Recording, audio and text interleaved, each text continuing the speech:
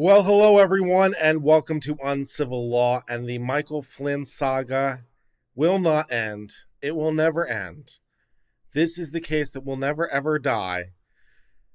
The DC Circuit Court of Appeals has decided to rehear the issue en banc. Yay. And it is going to be before an 11-member court. And on screen is the order from the court earlier today.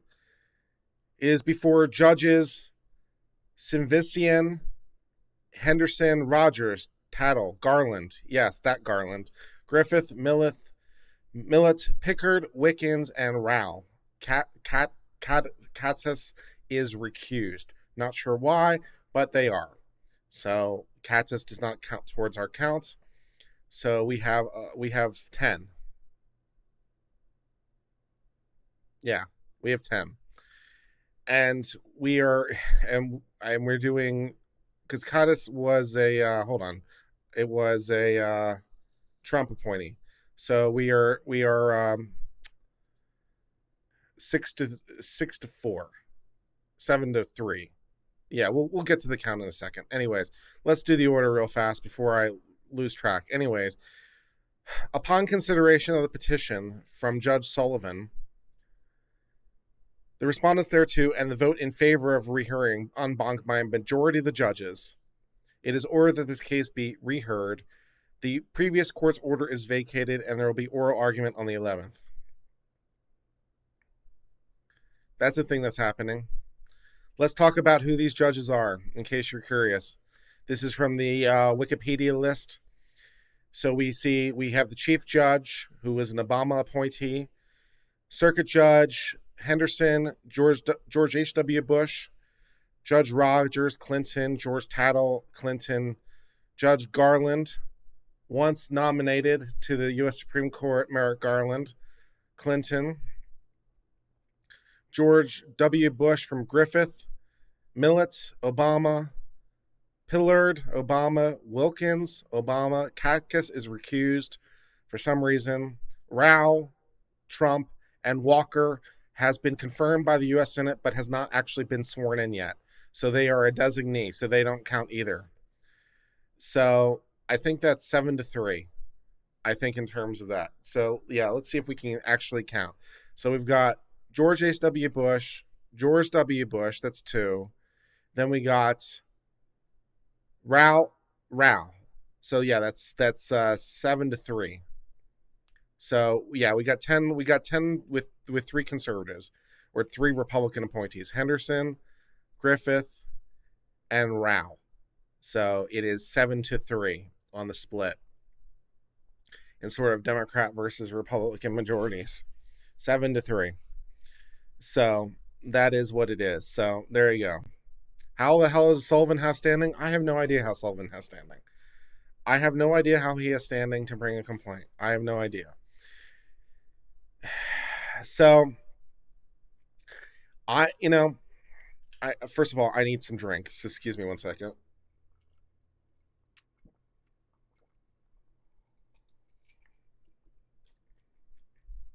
Okay. Margaritas help the pain. So they're going to have oral argument on this thing. If you had asked me, I'm not sure if I actually made a prediction on my channel or not, but I would have predicted against this outcome.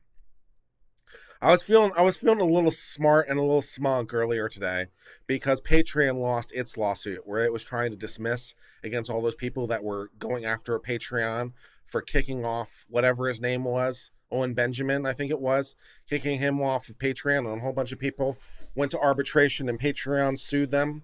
And I said, yeah, Patreon's going to lose this complaint where they're trying to prevent that from going to arbitration, and Patreon lost. So earlier today, I was feeling pretty smug because the court did exactly what I thought it would do, which is always validating. I thought that Patreon lawsuit wasn't going to work. It tried to change its terms in the middle of the game. It wasn't going to fly. And so I don't know what Patreon's going to do now. I don't know if they're going to try to settle. I don't know if they're going to try to arbitrate all these things. I don't know what they're going to try to do. But I was feeling pretty smug because, I predicted that one pretty well. And on this one, I said, no, I don't think that they're going to issue the en banc. I don't think they're going to do that. It's Judge Sullivan asking. It wasn't any of the people in the circuit, because any judge in the Court of Appeals can ask for the en banc. So it wasn't any of them that asked for the en banc. It wasn't one of the parties.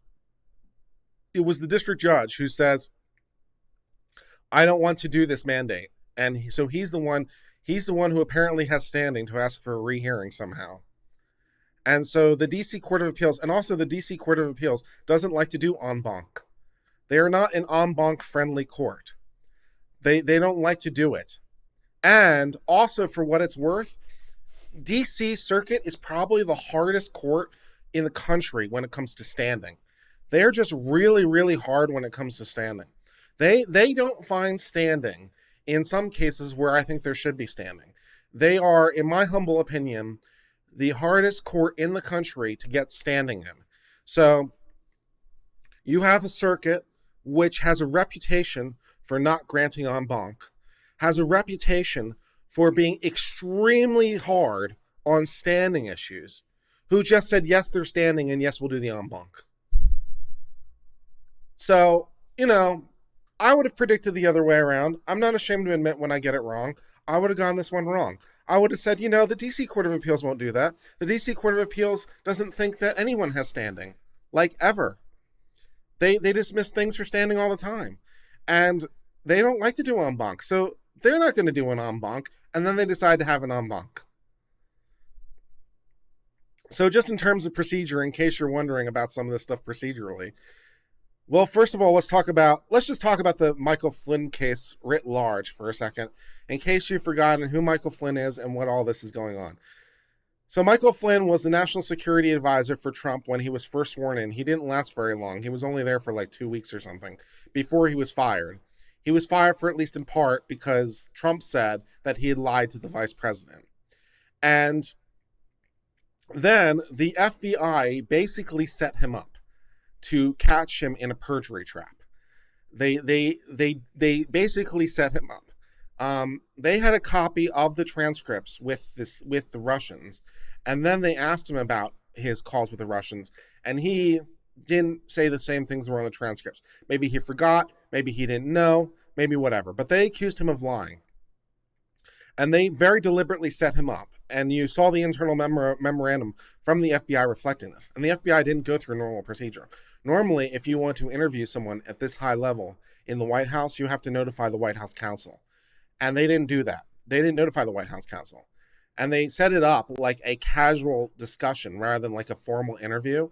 And they may not have given him the standard warnings that you give someone when you are being interviewed by the FBI. Normally, they give you a warning, specifically if they think that you're telling a lie. So normally, as the interview is going along, if they think you're telling them a lie, they will give you an active warning. They will remind you at that point that, by the way, it is illegal to lie to the FBI, which it is, 18 U.S.C. 1001. But apparently, in the Michael Flynn investigation, not only did they not notify the White House counsel, but they gave him the notice at the top of the interview, at the start of it, rather than when the moment of truth came, which is how they typically do things. So the FBI set up a perjury trap, basically tried to get him to incriminate himself, which he did, in an attempt to get him out of the administration. And then the U.S. attorney, the U.S. government threatened Flynn that if he didn't plead, they'd go after his son for other things. So basically, they said, if you don't play ball, we're going to threaten your family. So that was the Michael Flynn case. It was a case that was set up by the FBI to deliberately entice someone. I wish it was legally entrapment, but unfortunately it's not, because the standard for entrapment is so high. So they set up this trap that isn't legally entrapment, which is annoying, but it's not. They set up this trap. They didn't notify the White House counsel, and they did it deliberately for political reasons. And again, when I say that, I'm relying on the FBI's own internal notes to reach those kind of conclusions. So anyways, Michael Flynn originally pled guilty to one judge who have recused himself, then he might have pled guilty, so that plea doesn't count. So you sometimes hear that Michael Flynn twice pled guilty. It's not clear he ever pled guilty. He pled guilty to one judge who had to recuse himself. So if you're recused, you're recused. So none of that counts. So that doesn't count. And then the second judge never finished the mandatory colloquy. When you accept a plea as part of a federal sentence, there's a mandatory set of questions you have to ask as part of an interaction with the defendant. Like, the questions are some things like, do you understand you're pleading guilty? Do you understand the crime that you're pleading guilty? Do you understand it's the same thing as if you're found guilty? Do you understand this is a range of sentences? And so forth and so on. Have you had an opportunity to talk with your attorney? Have they reviewed this? Are you pleading guilty because you're actually guilty of the crime? So these are the kinds of standard questions they're supposed to ask. It's part of a standard colloquy. And so the second court, the Sullivan court, never really finished the colloquy. So it's not clear that he even pled guilty to Sullivan, because he never finished the standard set of things you have to do as part of accepting the guilty plea. But putting that aside, he pled guilty and he was set to be sentenced. And then the Trump administration and Attorney General Barr stepped in, and now they have appointed different prosecutors and they want to dismiss the case completely under the rules, which they seem to be permitted to do. They want to dismiss this case and not have him be criminally convicted of anything. So Judge Sullivan, the district judge who took the second of these plea things, which may or may not legally exist, and I saw the super chat, I'll get to you in a second. The second judge who took it, Judge Sullivan, said, I want to have hearing on this before I dismiss. And also I want to appoint an amici. And I want this amici to figure out all the reasons I shouldn't do it and also come up with new things I can do, like holding him criminally in contempt and so forth and so on. So basically Sullivan, the judge, appointed his own special prosecutor to try the case, which he can't really do. And so Flynn appealed to the DC Court of Appeals. And a 3-judge panel, which is normally how this is done, normally it's a panel decision, ruled 2-1 that they issued the writ of Mandamus, which is to say, district court, do your job. You have to dismiss this case. And the majority opinion did, I thought, a very good job in rebutting the case of the dissent. So one judge said, no, Judge Sullivan doesn't have to do this, and here's a whole bunch of reasons why. And the 2-person majority decision basically destroyed the judge who ruled the other way and said, all your reasons are horrible. You came up with 6 reasons the judge doesn't have to do this. Here's why all 6 of your reasons are truly horrible. And went through it in a very sort of thorough, smashing, destroying sort of way. And so I was persuaded by that. I thought that was really, really good. And then Judge Sullivan, the trial judge, who's not a party to the case, because the parties to the case are Flynn and the U.S. government, right? So normally, if a party doesn't get what they want, they can appeal, right? But Sullivan isn't a party. It's an order being directed to him, but he's not a party. He's the judge. So he says, I'm a party, and I have the right to ask for an en banc. And I'm like, no, you're not. You're not a party, and you don't have standing, and the rules don't apply to you. And the DC Court of Appeals doesn't do en bancs. So there's no way that they're going to grant this en banc. And then they granted the en banc. So I got that one wrong, kids.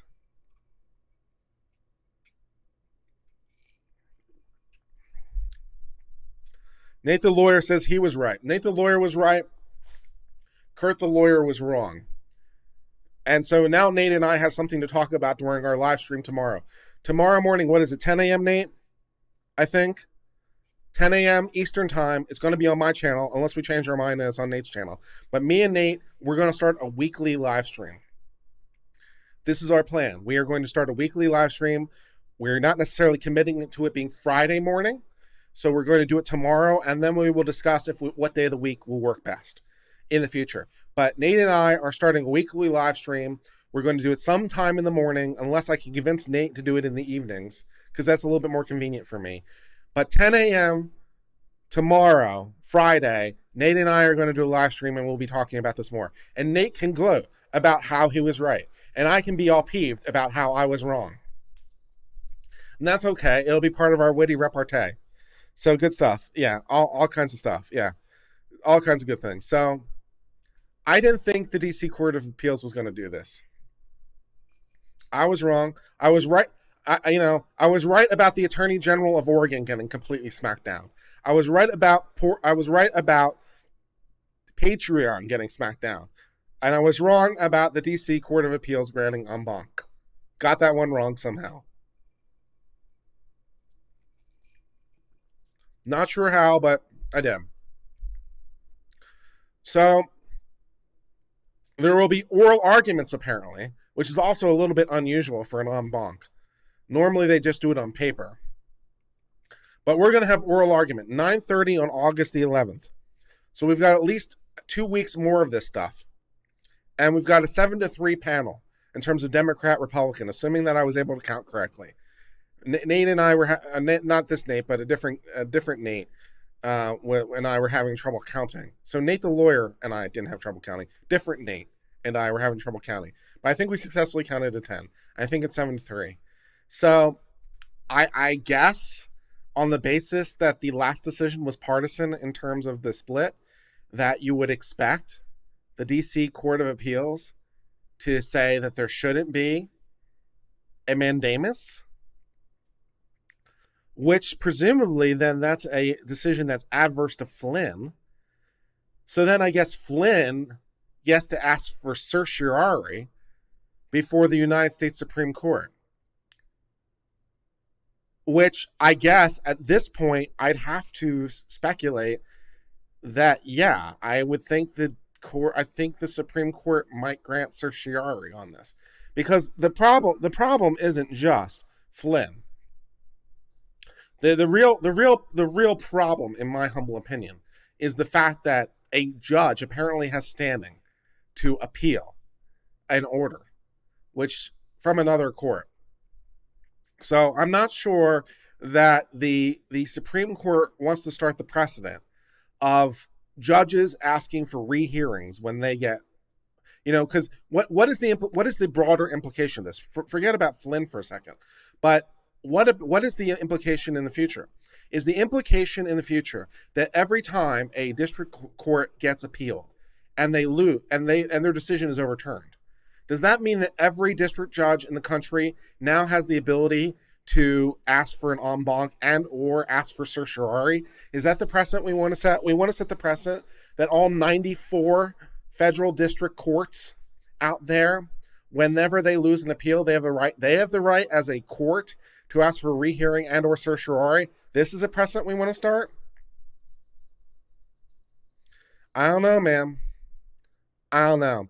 Let's talk about Nate's giving me a hard time. That's fine. I love Nate. £2 from Torre doesn't bode well for a just outcome for Flynn. Not particularly, no. You would expect the DC Court of Appeals. Well, the only thing that would stop the DC Court of Appeals is that the precedent they would set. Because if they set the precedent that judges can ask for rehearing, then I guess they'll be doing them all the time. But maybe Orange Man Bad is its own set of precedent. I don't know. $20 from Alteria Mungara. Supreme Court react to oral arguments for Barr Attorney General versus American Association of Political Consultants, the robocall case. For oral arguments? Sure, why not? I'll do that. That's fun. And $5 from Nate the lawyer, who says Viva, Barnes, and Kurt agreed with the lower ruling. I was the only dissent. Boom, round 3. Okay, well, I guess that's why we have a bunch of different voices here in Internet Law Land, because at least one of us might get it right. So Nate gets to do his gloating, running around thing, which, I don't begrudge him, because if I had won, I'd be gloating hard. So Nate gets to gloat at me. That's okay, because I'd be gloating at him. So, yeah, okay, that's a thing that happened. And then, assuming they rule against Flynn, then we have to decide whether or not the Supreme Court will grant certiorari. $20 from Lynn Sanford. Thank you very much, Lynn, for your super chat. It's appreciated. $2 from Ricardo Ospania. They went en banc. Never go full en banc. Yeah, that's kind of how I feel about it, too. So, I don't know what's going to happen. So, if Flynn appeals this to the U.S. Supreme Court, I think the U.S. Supreme Court's motivations are got to be rooted in preventing district judges from making this a thing. So, assuming the D.C. Court of Appeals rules against Flynn, which seems likely, then I guess I have to forecast that, yes, the Supreme Court will grant certiorari, and yes, they will overrule the D.C. Court of Appeals, and probably a 5-4 vote, because that's how we're doing things these days. You know, I never thought a simple dismissal and a writ of mandamus would make it to the U.S. Supreme Court. And something like 0.8% of cases make it to the U.S. Supreme Court. It's under 1%.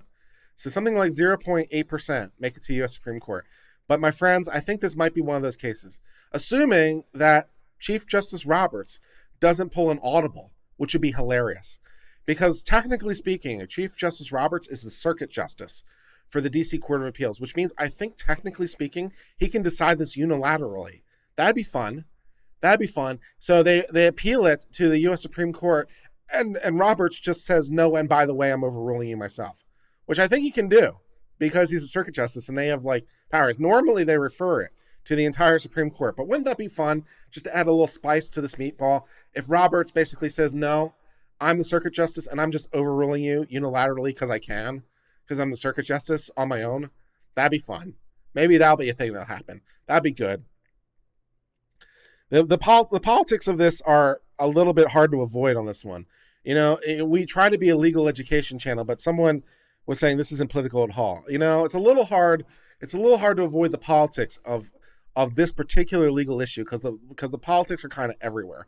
It's a little bit imbued with the politics of the whole thing. And the whole thing is really a thing.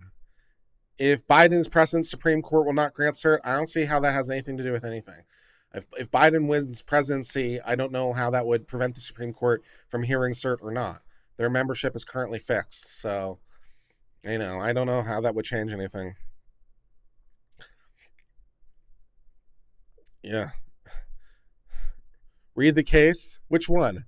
I've read the case. Yeah. The whole thing is political. Couldn't the court just say this is non-presidential because of how oddly specific and political it is? The Court of Appeals? I suppose they could try. I suppose the Court of Appeals could try to say this is a non-presidential decision, which would also be fun. NATO, who's the other Nate, by the way, says, I remember RBG doing a unilateral second case for national security stuff, but it's rare. It is extremely rare. It is almost unheard of rare, which is like why I basically mentioned it as an aside. How does the district judge have standing? How was he harmed? Man, I don't know how the district judge has standing. I don't know how he's harmed. He's not a party to this lawsuit. And again, the logic of it would suggest that every case that gets appealed, if you overrule the district judge, that would suggest the district judge would have standing in all the cases because they're also not a party. So, and every court of appeals that overrules a district judge is an order to the district judge because you always remand for further proceedings at a minimum. So like every court of appeals decision is an order to the lower court. So if Sullivan has standing for the order from the DC Court of Appeals, for the order they gave him, even though he's a non-party, the logic of that would suggest that all the district judges have standing for all the decisions that give them orders. So anytime they're reversed and remanded, they would say, no, that impacts me and I want a rehearing. So we're going to allow all the district judges to ask for en bancs. Is this the thing we're going to be doing? We're allowing them to do this? That seems like a thing that's going to be a problem. And it is 4 people to hear, 4 people for certiorari. Right, rule of 4, yes. Jerry says the judge has standing because the writ of mandamus is an action against the judge. Consequently, has all the rights of any other defendant. See, I don't know that you can split the difference like that, Jerry, for the same reason I was pointing out. Like every court of appeals decision that reverses a district court has an order attached to it. They all do, because if you're reversing the district court, you remand it for further proceedings. And you sometimes give more specific orders depending on what the Court of Appeals is doing. So every decision that reverses gives an order to the district judge to reconsider or to do rehearings or new trials or whatever. So every reversal has an order attached to it. So if Sullivan is being impacted because the writ of mandamus is an order to him, then every district judge that is reversed is equally being impacted, because every reversal includes an order to do something different. Suppress that evidence. Don't allow that witnesses. Order a new trial. Change your money damages. So every reversal includes an order. So if the writ of mandamus is an injury to Sullivan because it's an order to Sullivan, every reversal is equally injurious. And I'm not sure you can split the writ of mandamus order like it's a different order in some way that creates a different standing. Like, the writ of mandamus is a special kind of order, because even though it also orders the judge to do stuff, it does so in a special way. And in this unique case, it especially grants standing. For some reason, I'm having a bit of a hard time splitting that difference between the writ of mandamus and other orders. So I'm not really finding that. Does Judge Sullivan have the ability to show up and speak? I have no idea, Lucky. If Judge Sullivan shows up and speak, well, it wouldn't be him. It would be his lawyer, because he hired a lawyer. So it would be his lawyer. But yes, presumably Judge Sullivan's lawyer gets to argue this like he's a party. I guess. I don't know.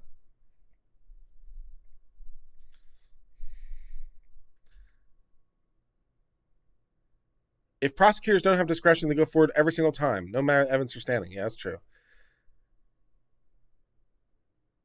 In other cases, they're not ordering the lower court to do something. I don't know that I can agree with you, Nate. I think every reversal includes an order.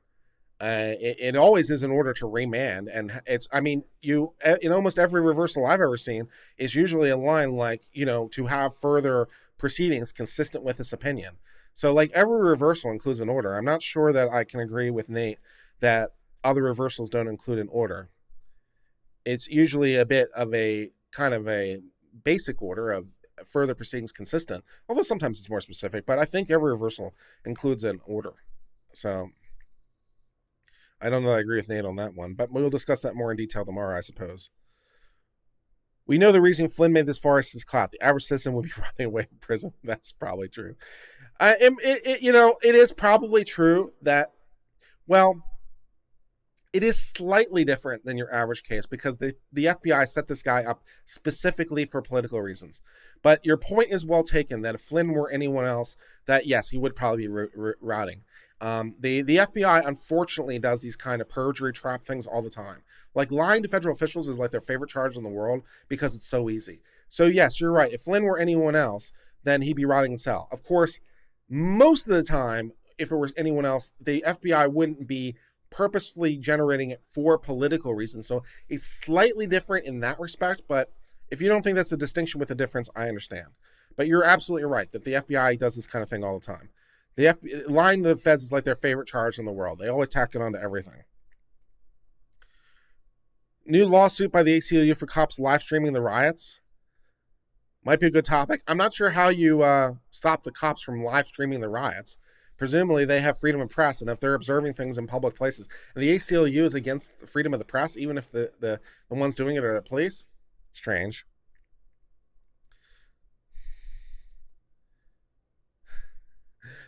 Uh, 420 atheism says, now judges are prosecutors. Pretty soon, when the left takes control, we'll have Judge Dredd. A little bit so. And Vidder says the Supreme Court overturns the overturning. Yeah. So all second-tier judges have standing to challenge the Supreme Court. Presumably all second-tier judges, all the Court of Appeal judges would have the right to order or ask for a re-argument. That'd be good. Nate says, yeah, there's always a mandate. That's what I would say. Even a vacator has a mandate, yeah. So I think Nate and I might have a slightly different impression of what it means to give an order, or the Court of Appeals giving orders, because I think every reversal includes a remand and an order to do things consistent with the remand. So, and that's an injury. So, if the writ of mandamus is an injury because it orders the judge to do something. Every reversal and remand is an injury because it orders the judge to do something, namely to like do stuff again at the minimum.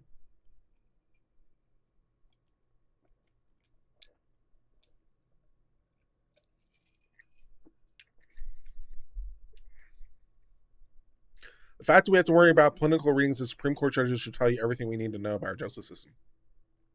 Well, at least their jurisprudence things. Yeah. Not always remand, but a vacator still has to give a mandate. Yeah, right. That's kind of what I would say. You know, if you vacate or you reverse, and usually the difference is kind of stylistic between the two. But either way, you usually include some kind of order. Can Cindy Powell file a writ of certiorari? I don't know who can file a writ of certiorari at this point. It just seems like everyone can file a writ of cert before judgment. That'd be hilarious. Why not? Why not do cert before judgment? Yeah. So I guess technically at this point, because the decision is vacated, technically speaking, the Supreme Court doesn't have to wait for it. So the Department of Justice could ask for cert before judgment. So they could ask the Supreme Court to hear the case immediately. That'd be fun. Let's get the Supreme Court involved right now. That'd be good. Nate the lawyer says Mandamus orders to lower court to issue a ruling. Well, not necessarily to issue a ruling, but to do or not do something. In this case, to disorder the dismissal. But sure. Nate says this is different because generally the lower court has issued a ruling and that ruling is being judged. The authority to issue the ruling is removed. I think Nate and I will have to discuss that in a little bit more detail tomorrow morning. Matt asked me, since it's vacate, can't Silicon reschedule the hearing? What? What do you mean can't Silicon reschedule the hearing? Talk English, man. I don't know what any of that means. Is there anyone else?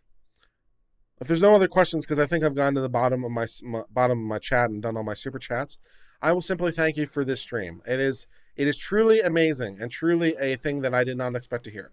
DC is super conservative when it comes to issuing en bancs, and they're super conservative when it comes to standing issues, and apparently they blew by both those somehow. So the Michael Flynn story will never ever die. I didn't see this coming. I didn't think it was going to happen, but apparently we're here. Apparently it's at least 5 judges, at least 6 judges of the 7, at least 6 judges said, yeah, we should have a rehearing on this. Good times. Tomorrow, Nate and I will be on at 10 a.m. Eastern, 9 a.m. Central. And we'll probably be on my channel, and we're going to try to start a weekly thing. So that'll be fun. Tomorrow is Friday, right? Yeah. So we'll be doing that tomorrow at 10 a.m. Eastern, 9 a.m. Central for all you kids. For the 193 of you who are currently watching the stream, if you'd be so kind, before you leave, to smash the like button. Please smash the like button. The like button is lonely without your smashing it. And it would really desire to be smashed, and so would I. And I want to thank you all for enjoying my channel, and I hope you enjoyed my content. I hope a lot of you enjoyed the video I posted today. It was getting like 3 times the views it normally did. So a lot of people liked the video dealing with the corruption of the Texas judge and the conspiracy against the Texas judge, where a bunch of prosecutors, including the Attorney General, who is now the governor of Texas, engaged in a conspiracy to manufacture criminal charges against the judge because sometimes they ruled against the prosecutors. And this was bad. And because the judge sometimes ruled against prosecutors, they engaged in a massive criminal conspiracy to charge them with stuff in order to get them off the bench. Good story. But yeah, so I will see you tomorrow at 10 a.m. Eastern, 9 a.m. Central. Until later, my friends, I hope all is well. Cheers and goodbye.